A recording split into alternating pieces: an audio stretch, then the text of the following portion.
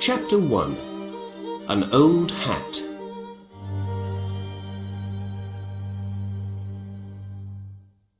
My name's Dr. Watson, and I'm a good friend of the famous detective Sherlock Holmes. 2 days after Christmas last year, I went to his house, 221B Baker Street. I wanted to say Happy Christmas to him. When I arrived, I found him in the sitting room. He was by the window with some newspapers next to him. There was an old hat on a chair near him, and he had a magnifying glass in his hand.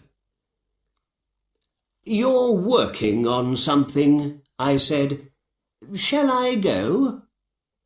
"No," said Holmes. "Sit down and look at that interesting old hat over there."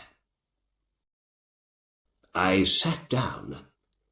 It was cold out in the street, but it was nice and warm in Holmes's sitting room. "Why are you interested in that old hat? Is it something to do with a crime?" I asked. Holmes laughed. "Not a crime, no," he said. "I got it from Peterson, the doorman at the Baker Street Hotel. He found it in the street and brought it here on Christmas Day for me to look at. He also brought a dead bird with him, a good fat Christmas goose, at the same time. I gave the goose back to him this morning. He's cooking it at his house now, and he's going to eat it for dinner tonight." "Oh, first it was a hat, and now you're talking about a goose," I said. "I don't understand." "Then let's begin when it all began," said Holmes. At about 4 o'clock in the morning of Christmas Day, Peterson went home after work. When he got to Tottenham Court Road, he saw, in the street in front of him, a tall man with a goose over his shoulder. Peterson walked behind him for some time. There were some young men in the street in front of them. Suddenly, one of them hit the tall man's hat off his head, and it fell into the road. Then the tall man tried to hit the young man with his walking stick, but by accident he broke the window of a shop behind him. At that moment, Peterson ran to the man to help him, but the tall man ran away. Perhaps he felt bad about breaking the shop window. Perhaps he thought that Peterson, in his doorman's coat and hat, was a policeman. When he ran, he left his Christmas bird in the street next to his hat. The young men ran away at the same time. So Peterson took the goose and the hat home with him, and the next day he brought them here. There was an interesting little ticket on the goose's left leg, said Holmes. It said, "For Mr. and Mrs. Henry Baker." We can find the letters H.B. in the hat, too. "Oh, so the owner of the hat and the goose is called Henry Baker," I said. "Yes," answered Holmes. "But, my dear Watson, this doesn't help us very much. There are hundreds of Henry Bakers in London. I gave the goose back to Peterson this morning, he went on, and I said to him, "Have this for your dinner." I didn't want it to go bad, you know. "Did Mr. Baker put an advertisement in the newspaper about his hat and goose?" I asked. "No," answered Holmes. "Then how can we find him?" "Well, perhaps his hat can help us," said Holmes. "Here's my magnifying glass, Watson. Now, you be a detective for a minute or two. What can you tell me about the owner of this hat?" I took the magnifying glass and looked at the hat. It was black, but old, and very, very dirty. I saw the letters H.B. in it. For me, it was no different from any other old black hat. "I can see nothing," I said, and I gave the hat back to my friend. "Excuse me, Watson, you do see, but you don't think about what you see." "All right," I said. "What can you see in this hat?" "The owner of this hat is an intelligent man," said Holmes. "He was once rich and is now poor. His wife loved him once, but she doesn't love him now. And he's 30 or 40 years old." "Well, perhaps I'm slow, Holmes, but I don't understand," I said. "Why is he an intelligent man, do you think?" Holmes put the hat on his head. It came down to his nose. "This is a big hat. A man with a big hat has a big head. And a man with a big head has a big brain. A man with a big brain thinks a lot." "But you say he was once rich and is now poor. Why?" "The hat is 3 years old. I remember these hats were in all the shops then. They were very expensive, too. 3 years ago this man bought a good hat. So he was rich then, but he has no money to buy a new hat now, so these days he is poor." "All right," I said, "but you say he is in his 30s or 40s. How does the hat tell you this?" "Well, when I looked carefully at the hat with my magnifying glass, I could see some grey hairs in it. People usually get grey hair in their 30s or 40s. "I see. But what about his wife? You say she doesn't love him." "Because the hat is very dirty. When a woman loves her husband, she cleans his hat for him." Perhaps he hasn't got a wife." "Yes, he has. Remember the ticket on the goose's leg?" "Ah, yes," I said. "You have an answer for everything." At that moment the door opened, and Peterson, the hotel doorman, ran into the room. He looked very excited. "The goose, Mr. Holmes! The goose!" he said. "What's the matter with the goose?" asked Holmes. "Did it come back from the dead and fly off through the kitchen window?" "No, Mr. Holmes. My wife found this in the bird." Peterson opened his hand. There was a beautiful blue diamond in it.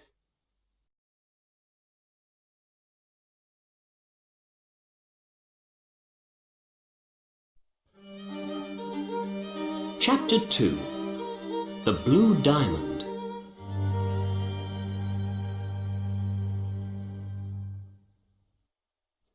When Sherlock Holmes saw the diamond in the doorman's hand, he sat up. "Well, well, Peterson," he said. "What a wonderful thing to find in a goose. Do you know what you have in your hand?" "I think it's a diamond, Mr. Holmes. Is it expensive?" "Yes, it is," said Holmes.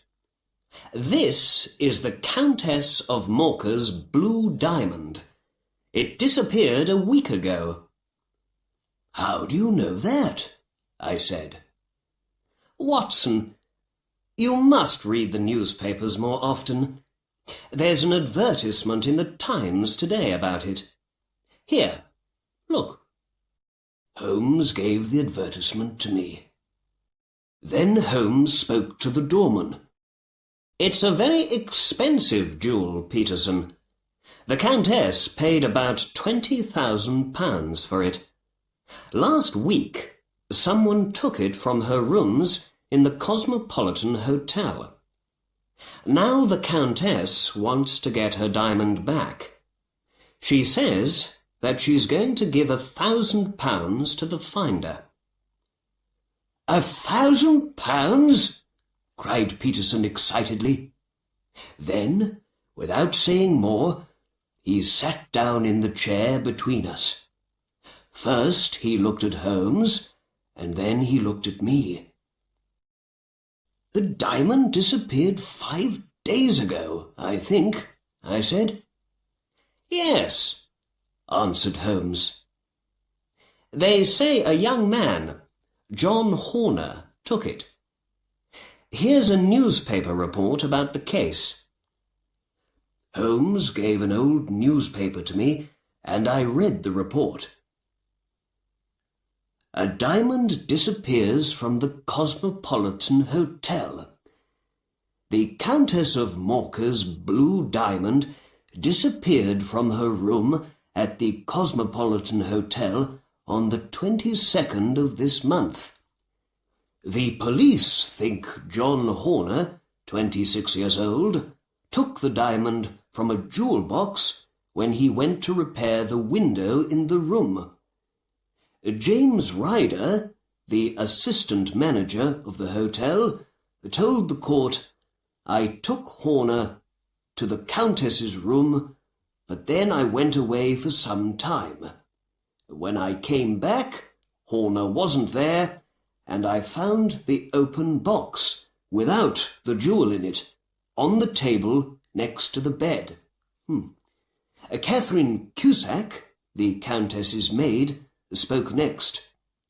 'I heard Mr. Ryder call, and I ran to the Countess's room. There I found Ryder with the jewel box in front of him. The police found Horner at his home later that day, but they couldn't find the diamond. Later, Detective Bradstreet spoke to the court. When I said, 'You're a diamond thief,' Horner hit me. Soon after that, Horner told the court angrily, 'You've got the wrong man. I didn't take the Countess's diamond. I'm not a thief.' Bradstreet then told the court, 'Horner went to prison once before for being a thief. I say he took the diamond. The case goes to the High Court next week.'" "Well, that's the newspaper report about the diamond," said Holmes. "Now we need to understand how the jewel left the Countess of Morcar's room in the Cosmopolitan Hotel and arrived in Tottenham Court Road in a goose. You see, Watson, there is a crime in this case. Here's the diamond. The diamond came from the goose, and the goose came from Mr. Henry Baker, the man with the old hat. I know you felt a little bored when I told you all about Mr. Baker, but now we must find him. Where and how does he come into the case of the blue diamond?" The answer to these two questions is most important. "But how can we find him?" I asked. "Through a newspaper advertisement," answered Holmes. He took a pen and began to write. "Did you lose a goose and a black hat some days ago in Tottenham Court Road? Are you called Henry Baker? Please come to 221B Baker Street this evening at 6:30 to get your things." "There. That says it all, I think," said Holmes. "Yes, but is he going to read it?" I asked. "Yes, Watson, I think he is. He's a poor man, remember? At the time he was afraid because of his accident with the shop window, but now I believe he feels very sorry about running away and thinks, 'Why did I leave that bird in the street?' Perhaps he looked for a newspaper advertisement about it yesterday. I think he's going to look again today, too. What's more, we've got his name in the advertisement, so I believe his friends are going to see it and tell him about it." "Yes, I see," I said. Holmes gave some money to the doorman and said, "Peterson, please go down to the newspaper offices and put this advertisement in all the evening newspapers." "Very good, sir. And shall I leave the diamond with you, sir?" "Yes, Peterson. And I say, Peterson, after you leave the newspaper offices, can you buy a goose and bring it back here? We need a new bird for Mr. Henry Baker when he comes. Your family is eating the old one for dinner today, so he can't have that." The doorman went out of the door and down the street.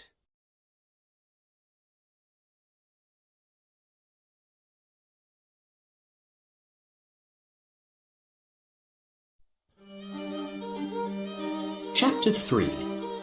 Mr. Henry Baker.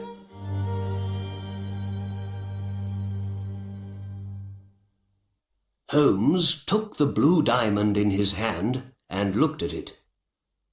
"What a beautiful thing," he said. "Look at the wonderful colours in it. Dark blues and cold whites. All big jewels make people into thieves and killers in the end. This one comes from the south of China, near the Amoy River. It's only 20 years old, so it's a young thing. But already many terrible crimes are happening because of it.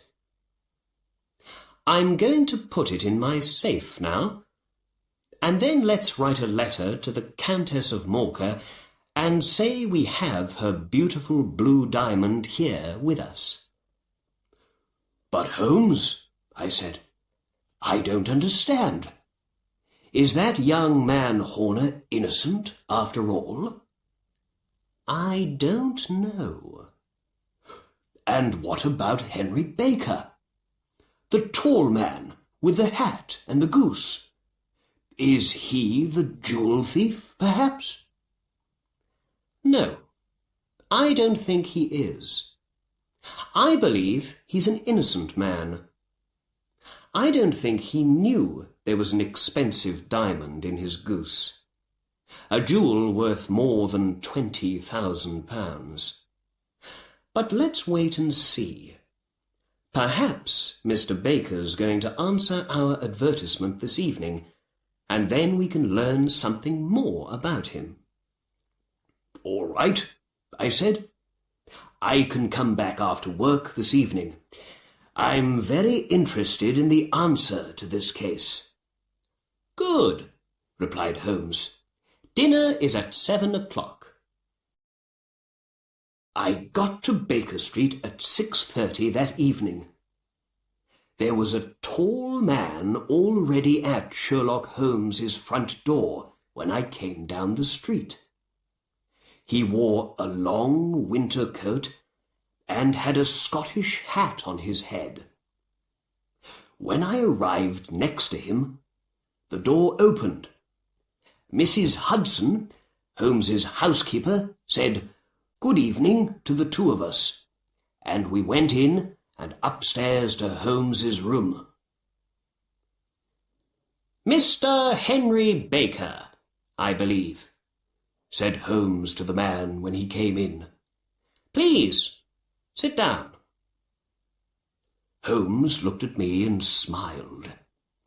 "Ah, Watson. Good. You are here when we need you." Then he looked back at his other visitor. "Is that your hat, Mr. Baker?" Mr. Baker looked at the hat on the chair. "Yes, sir. That's my hat. There's no question about it." He was a big man with a big head, an intelligent face, and grey hair. I remembered Holmes's words about him. He wore a dirty old black coat with no shirt under it, but he spoke slowly, quietly, and carefully. I looked at him and listened to him, and I thought, yes, this is an intelligent man.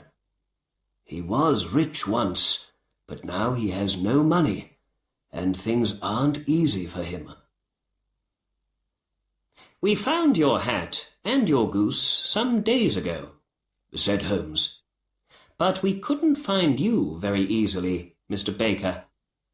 We didn't know your address. Why didn't you put an advertisement in the newspaper with your address in it? We waited and waited for an advertisement from you, but saw nothing."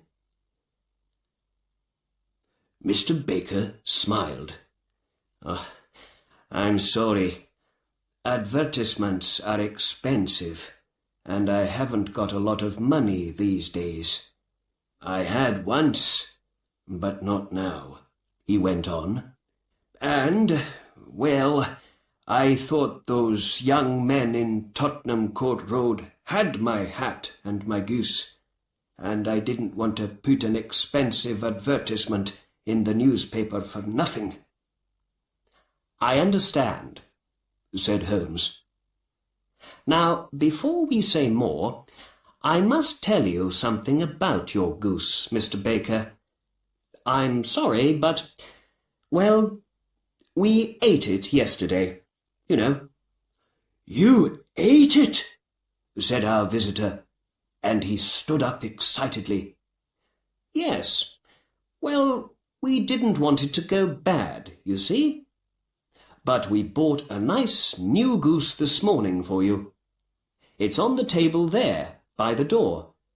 Is that all right for you?"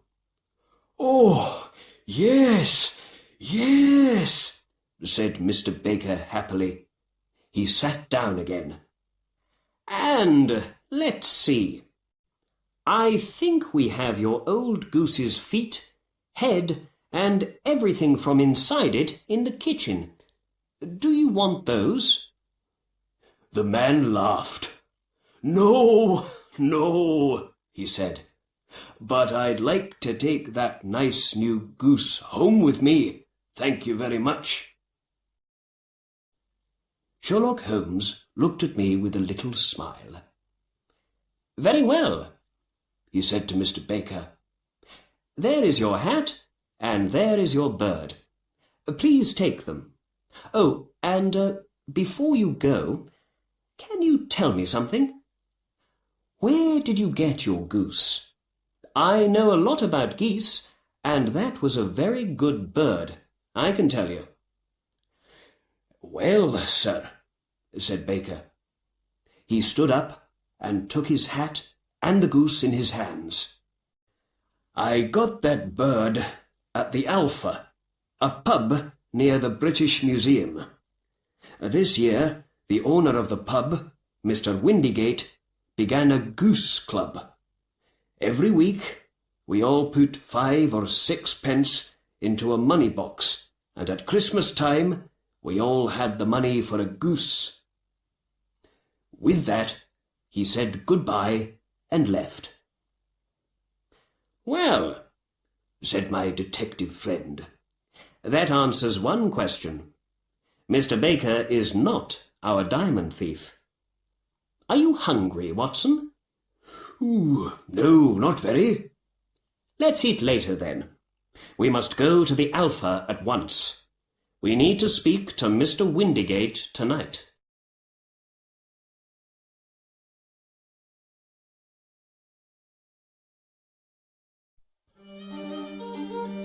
Chapter 4.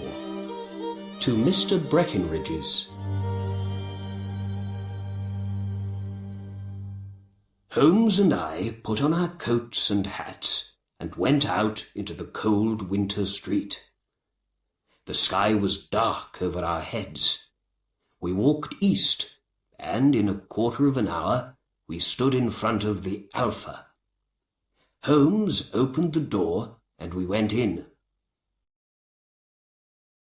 In the pub, the owner, Mr. Windigate, gave us some beer. "Is this beer good?" Holmes asked him. "I ask because I know your geese are very good. Mr. Henry Baker told us all about your goose club." "Oh, yes, but those geese weren't our geese. They came from a man with a little shop in Covent Garden. Breckenridge is his name." "Thank you, my good man," said Holmes. We paid for our beer and drank it. Then we walked out of the warm pub and into the cold night again. "Now for Covent Garden," said Holmes, and we walked down the street past the British Museum. "Remember, Watson, it all began with a goose, but it finishes with 7 for young Mr. Horner. Perhaps we can learn more about this interesting case in Mr. Breckenridge's shop." We walked south and soon came to Mr. Breckenridge's shop.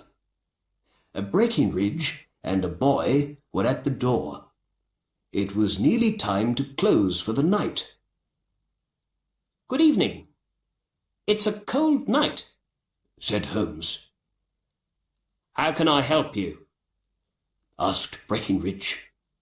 Holmes looked at the empty shop window. "No geese, I see," he said. "There are some in that other shop, there behind you." "Ah, but I came to you because I hear your geese are very good. Breckenridge's birds are the best," he said. "Who said that?" "The owner of the Alpha." "Ah, yes. He had 24 of my geese 2 days before Christmas." "They were very good birds, too. Where did you get them?" "I'm not going to tell you," said Breckenridge angrily. "Again and again people come and talk to me about those geese, and I don't like it. I paid good money for them. I took them to the Alpha, and then I forgot all about them. And then all the questions began. Where are the geese? How much do you want for them? Who did you sell them to? Why are people interested in them? I don't know. They aren't the only geese in London, you know." "I know," said Holmes. "But who asked you all those questions before? Not me. I had nothing to do with that, you know. But now I need your help. We ate a goose at the Alpha, and I say it was a country goose. But my good friend, Dr. Watson here, says it was a London goose. Which of us is right? It's an important question. £5 goes to the winner." "Well then, you lose, and your friend is the winner," said Breckenridge. "That goose came from London." "I can't believe that," said Holmes. "A pound says I'm right." "Very well," said Holmes, and he took out £1. "I'm ready to pay, but I know you're going to lose your money." Breckinridge laughed. "Bring me the books, Bill," he said. The boy brought 2 books to him. Breckinridge opened the little one. "This is my address book," he said. "When people sell their geese to me, their addresses go in here. Country people on the left and town people on the right. The numbers after every name are page numbers in my big book." "Read out the 3rd name on the right," said Breckinridge. "Mrs. Oakshott, 117 Brixton Road, number 249, read Holmes. Then Breckinridge opened the big book. "And this is my in and out book," he said. "Let's look at page 249. Here we are. Mrs. Oakshott. What can you see for December the 22nd? 24 geese from Mrs. O, read Holmes, all 24 to Mr. Windigate at the Alpha. There. What do you say now?" said Breckinridge. Holmes put his £1 into Breckinridge's hand angrily.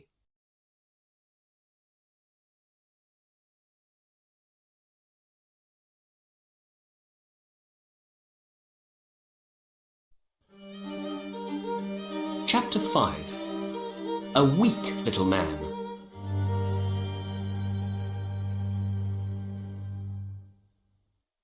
In the street, Holmes stopped. Suddenly, he wasn't angry. He began to laugh.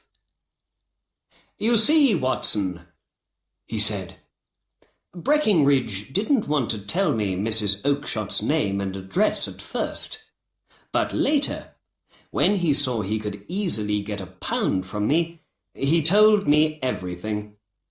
And he said something very interesting when he got angry. Did you hear? Other people are asking questions about those geese."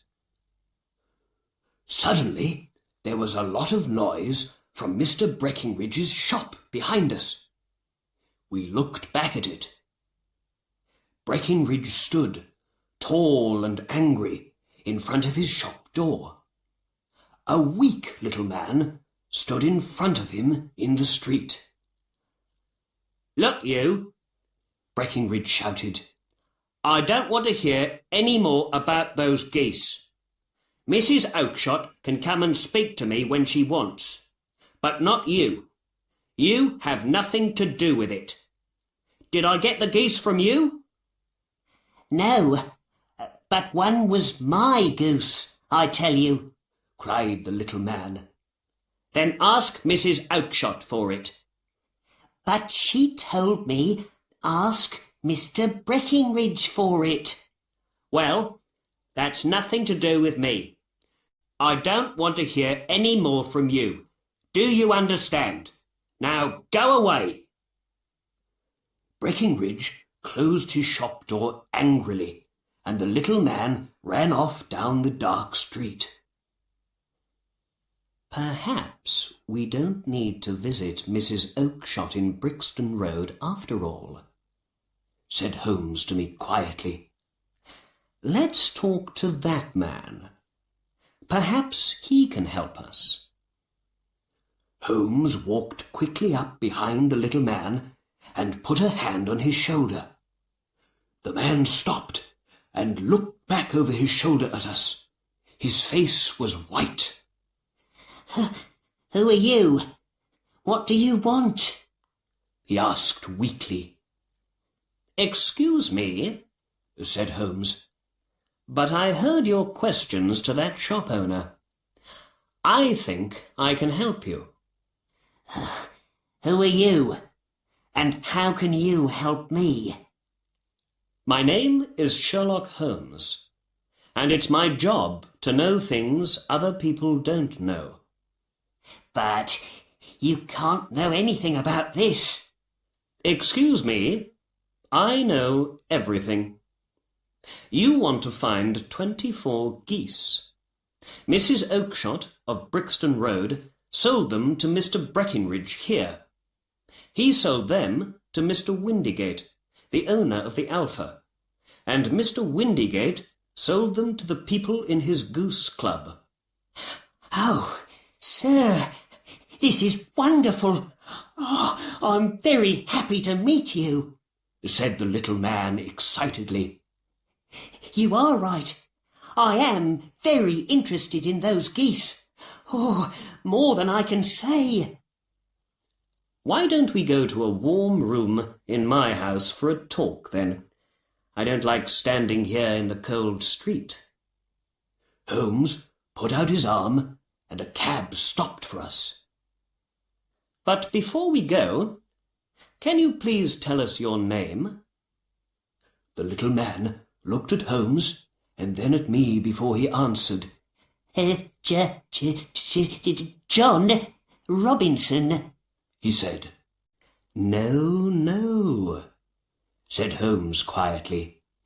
We'd like to know your real name, please. The stranger's face changed from white to red. Oh, very well. My real name is James Ryder, he said. Well, said Holmes. Assistant manager of the Cosmopolitan Hotel. Now, let's get into the cab and go home. Then I can tell you everything you want to know. So we got into the cab and went home. Ryder looked excited, but said nothing. Holmes didn't speak at all in the cab.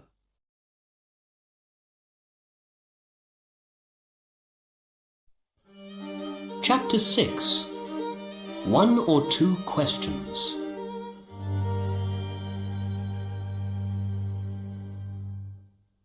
When we arrived at 221B Baker Street, we got out of the cab and went in. Back in his sitting room, Holmes spoke at last. Please sit down, Mr. Ryder. Now, where were we? Ah, yes.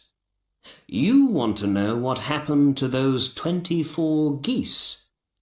Or perhaps what happened to one of those geese. You are interested in only one bird, I think. A white goose with a black tail. Oh, sir, Ryder said excitedly. Where did that bird go to? It came here. And it was a most interesting bird. We found something in it after it died. The most wonderful thing. Here it is. Our visitor stood up weakly. Holmes opened his safe and took out the blue diamond. In his hand it was cold and beautiful. Ryder looked at the jewel, but said nothing. Holmes spoke for him. We know it was you, Ryder, he said.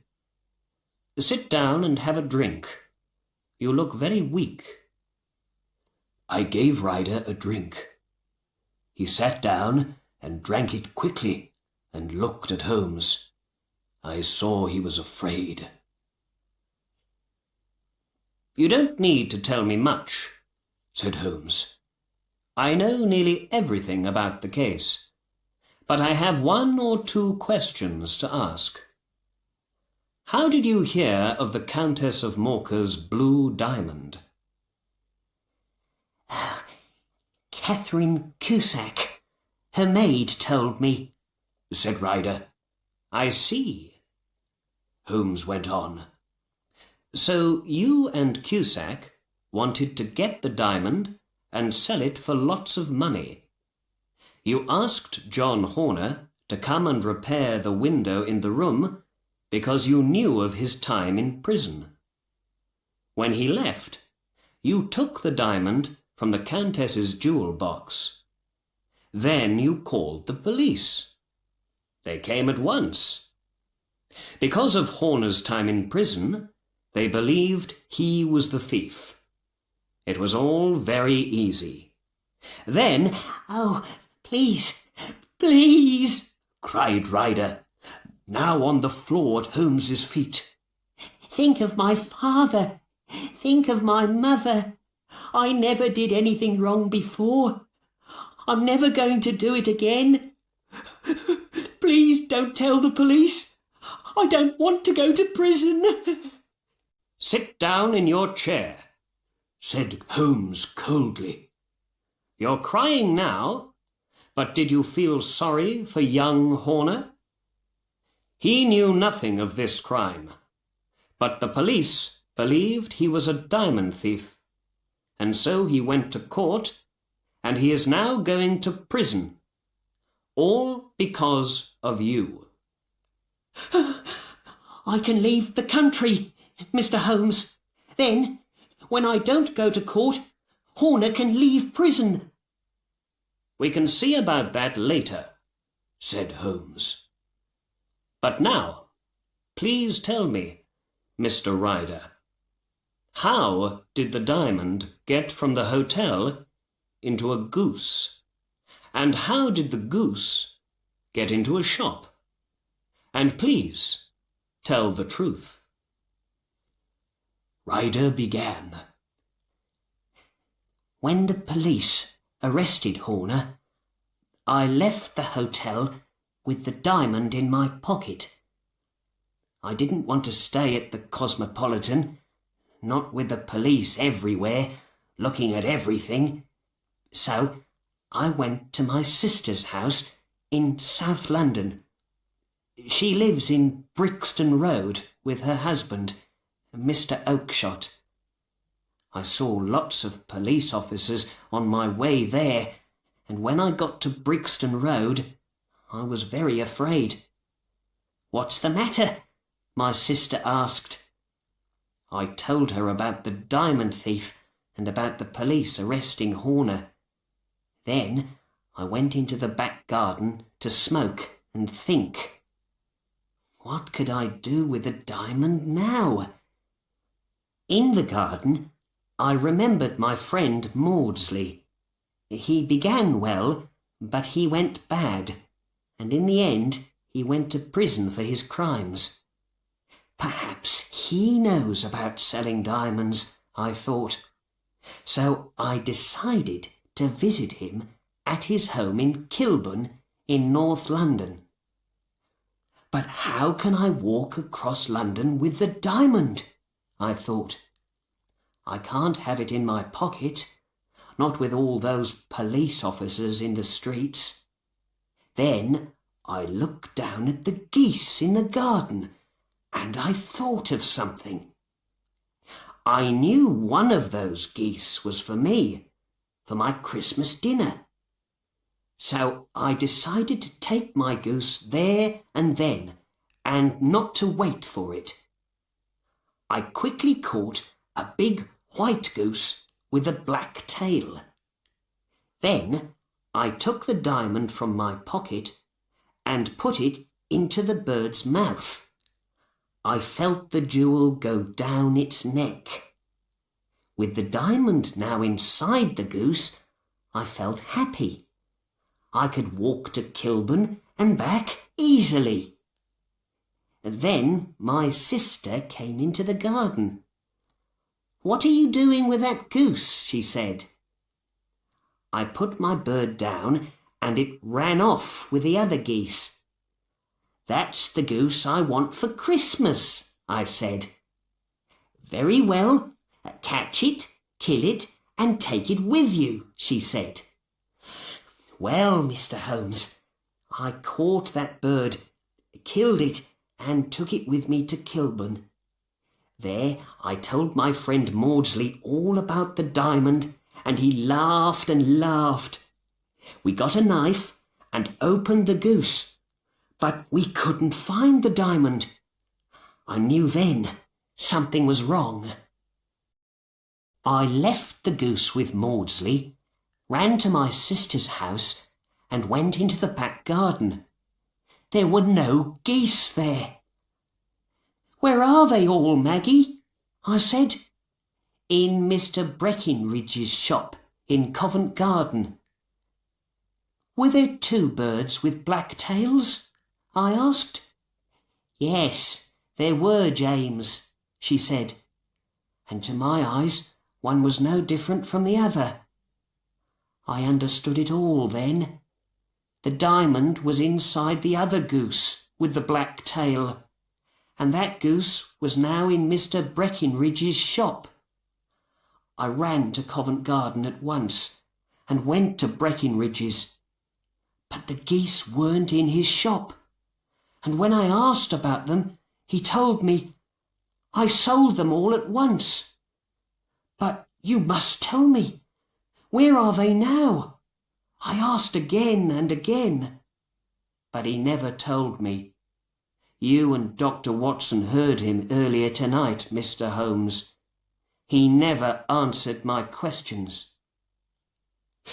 Now my sister thinks I'm a terrible brother. I'm a thief. I'm going to lose my good name. And I never got any money from my crime at all. Oh, what's going to happen to me? He put his head in his hands and began to cry. Holmes didn't speak for a long time. Then, in the end, he stood up and opened the door. "Get out," he said. "Oh, thank you. Thank you, sir," said Ryder. "Be quiet and get out," said Holmes again. And, with that, Ryder ran out of the door, downstairs, out into the street, and away. "After all, Watson," said Holmes, "it's not my job to do the police's work for them. And young Horner's going to be all right. Ryder isn't going to go to court now. Without him, the police have no witness to say Horner was the thief. Perhaps I'm doing something wrong, but I don't believe it. I think I'm helping Ryder to be a better man. Send him to prison now, and you make him into a thief for life. But now he's afraid.